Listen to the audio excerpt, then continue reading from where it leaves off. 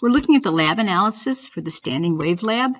And I've got instructions here on the video for each lab group, handed one written procedure. You only need to analyze one complete set of data, and that's no big deal. The problem is questions number 1 and 2. Question number 1 is, does the relationship between frequency and harmonics hold? And what I want you to do is to say, is the experimental value within 5% of the theoretical value? If not, it's not good to 5%. And the second question is, by what percent does each individual velocity vary from the average velocity? So in particular, question number 1 is a little difficult. It involves some higher lab analysis skills. We're going to take a look at it. I took some data from one of the students in 7th period, and I put it in a table format to make it easier to understand what's happening. So we have harmonics, and we have the frequency they found in the lab. First thing is, I want to know what the theoretical frequency value is. And the theoretical value of a harmonic is equal to the harmonic number times the fundamental frequency. And again, that fundamental frequency is just the first harmonic. So to find the theoretical frequency value of the first harmonic, it's just 13. The second harmonic, it would be 2 times 13, which is 26. The third harmonic, it'd be 3 times 13, which is 39. Next, I want to find out what 5% of that theoretical frequency is. So I want the frequency found in the lab to be within 5% of the theoretical one. But to figure that out, I have to find out what 5% of the theoretical value is. So I'm just going to find 5% of 13. 0.05 times 13, and that equals 0.65. I'm going to take 0.05 times 26, and that equals 1.3. 0.05 times. Okay, so if I was going to rewrite that theoretical value, I would say I could have 13 hertz, and if I had plus or minus 0.65 hertz, I would be within 5% of my theoretical value.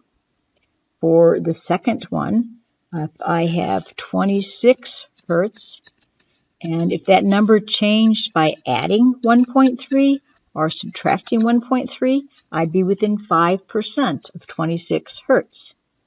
So I'm going to change these things over here into a range of acceptable value. So the lowest acceptable value, the lowest value within 5% of 13 hertz would be 13 minus 0.65, which would simply be 12.35.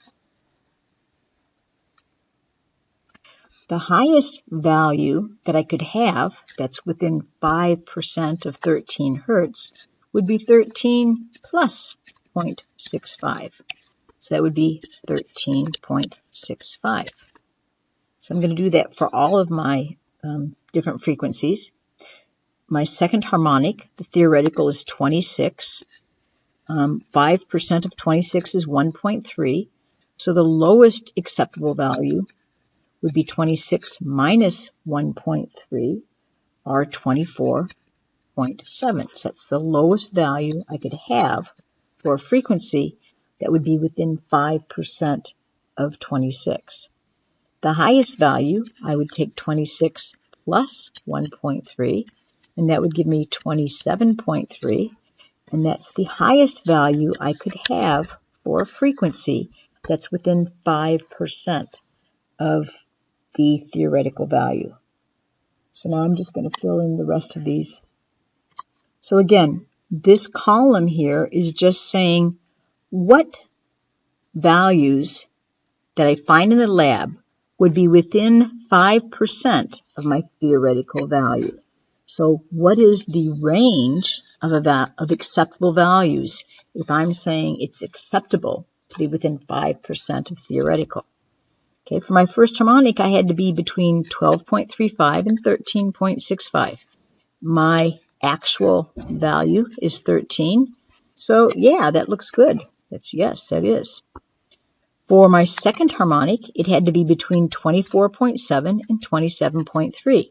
Well, the actual value was 27.1. So 27.1, that's in that range. So yes, it is within 5% of the theoretical. For my third harmonic, I had to be between 37.05 and 40.95. Oh, this one just makes it. It's 40.9. Any more, and I probably would not have been acceptable. But it's within 5% of the range. The next one, I had to be between 49.4 and 54.6. It's 53, so that looks good. The next one, 61.75 to 68.25, and it's 66.6, so that's good. The next one, 74.1 to 81.9, and it's 79.6, so that's good. So for this student, all the data they took was within 5% of what it should be. So you look at these numbers, and some students would say, oh no, my numbers are all wrong. They're not exactly the same as what it should have been theoretically. But they were within 5%. That's not bad. So what you're doing is looking at your experimental data and answering the question, is my experimental data within 5% of the expected or theoretical data? For this student, they were. Yours may not be, and that's okay. We're just trying to learn how to analyze this material. The next question involves how the average velocity compares to the harmonic velocity for each harmonic.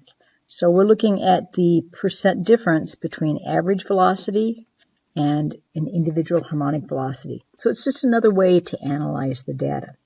And the first thing here is we've got, again, this list of data from a student, and we're going to find the average velocity. Well, that's pretty easy. We're just going to take 26, 25.2, 25.8, 26, 24, and 23.1, and add them all up, and then divide by 6 and get the mathematical average or mean. And that, of course, is 25.02. And then we want to find the percent difference between that average and each individual harmonic velocity. Percent difference is just this formula down here. It's an absolute value. We're not concerned right now about whether it's higher or lower, so we're just taking an absolute value of average minus the harmonic, divided by the average, and then times 100. And again, I made this table just to make it easier. I would take the 25.02. I would subtract the velocity found in the lab, which in this case was 26, divide it by 25.02, and then multiply through by 100. And for this one, I get 3.9%.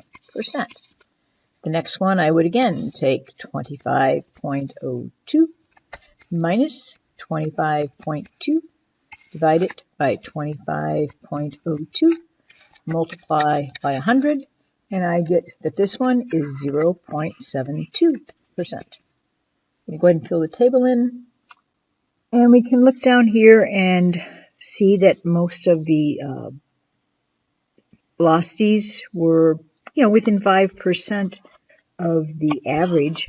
This guy right here was 7.7, so it looks like it might have been a little off. They might have measured the wavelength wrong, because if we go back up, we can see that their theoretical frequency looked fine. So they might have had trouble with their wavelength measurement. Okay, these are just two different ways to analyze the data to see how close our lab value came to what we were expecting. In one case, here with the average velocity, we're just comparing an individual to an average because we don't know absolutely what it should be. In the other case, up here, we do have a theoretical value, so we can compare what we found to the theoretical value and see how we are. So it's just two different ways of doing lab analysis using the data. Thank you very much for your time.